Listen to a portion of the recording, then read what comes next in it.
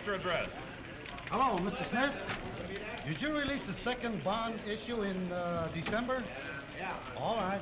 Your cat did what, Mrs. Harris? Not really. All right, okay.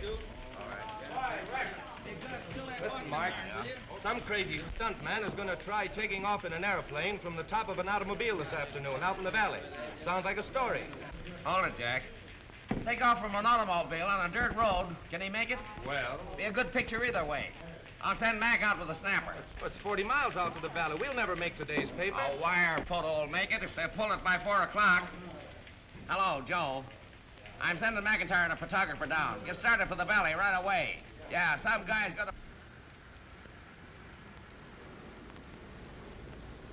Speed, the life's blood of a newspaper. Speed, speed, speed. Train, telegraph, airplane, telephone, and radio. Get the story, get it to the paper, get the paper on the street.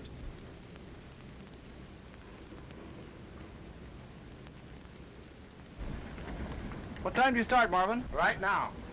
Better warm up the machine, Ed. Ready for a hookup.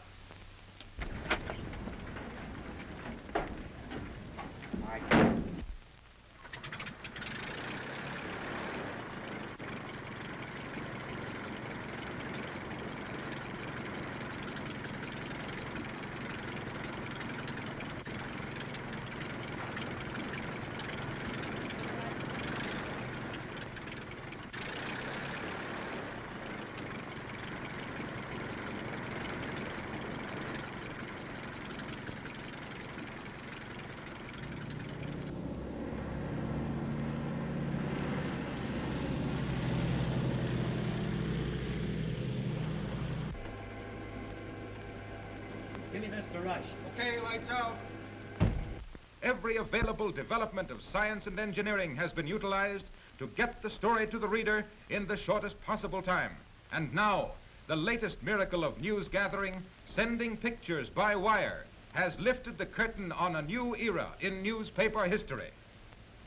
Traveling almost as fast as the telephone story, wired photos now go across the continent with the speed of light.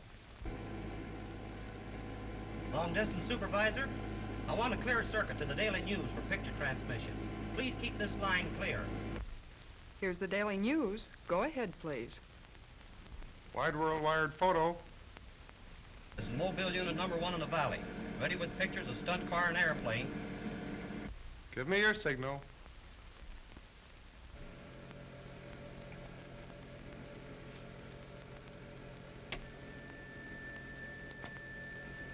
Although it took years to perfect, the technique of sending pictures by wire is comparatively simple. It's not a matter of sending the whole picture at once, but of separating the picture into fine lines, sending those lines over a wire and assembling them at the other end. Let's suppose we have a picture or a pattern which we want to send to another location, and the only way to send it is through a small tube. For our purpose, we'll make this picture on closely wound string.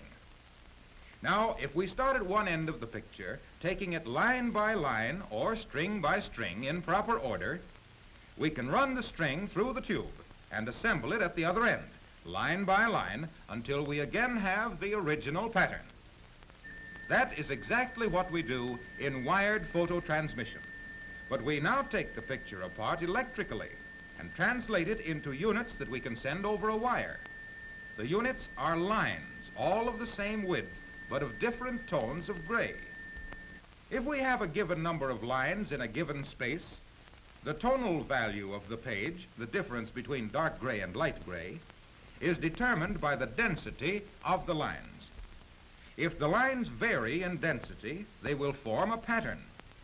Instead of changing lines into a pattern, wired photo transmission is simply a matter of breaking up the pattern or picture into lines.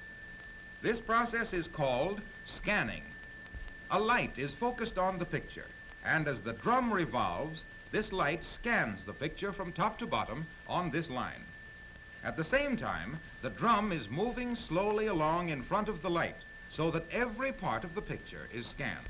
If we stop the drum and look inside the case, then remove the condensing and amplifying apparatus, leaving only the optical system, we see that as this light strikes each part of the picture, it is reflected back through a lens and an aperture. The aperture allows only 1/100th of an inch of the picture to pass through at a time, so that the picture is scanned in fine lines. The light that gets through the aperture goes into the photoelectric cell. This cell contains a plate made of a metal that has a distinct reaction to light. Electric current will pass more freely through the plate when it is exposed to a lot of light. Very little electric current will pass through if the cell is dark. Therefore, when there is a white spot on the picture, a lot of light is reflected from it into the photoelectric cell, and a lot of current passes through the plate. If there is a dark spot on the picture, little or no light is reflected from it onto the plate, and very little current will pass through it.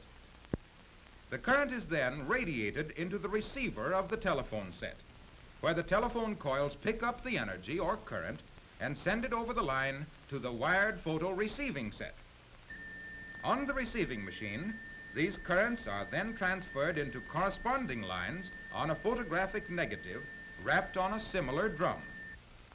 Let's stop this drum and look inside. The light that reaches the negative comes from a neon tube into which our current has been fed. A neon tube is used because it will react more quickly to current than an ordinary tube. With lots of current, it immediately becomes bright, and with less current, the tube dims quickly.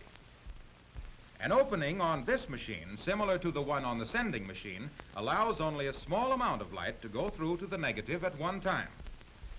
The whole story of wired photo transmission, then, is simply this. A lamplight scans the original picture. A white spot on the picture makes a lot of current. Lots of current makes lots of light on the receiving machine, and so exposes the negative more heavily at that point. A black spot on the picture reflects no light back into the photoelectric cell, no current passes over the telephone line, the neon tube remains dim, and the negative is not exposed. We have merely unwound the original by lines in terms of lights and shadows, and wound it up again on the negative.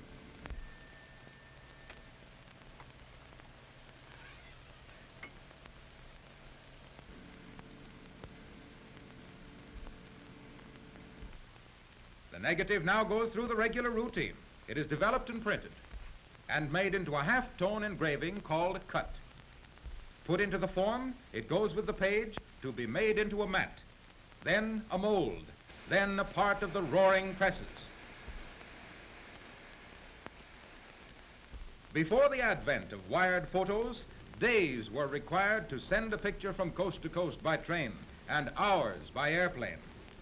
Now, it is only a matter of minutes after a news event has occurred before newspapers all over the country are carrying pictures that tell the story more graphically and completely than the printed word. Pictures sent from any location by simply picking up a telephone and calling the paper.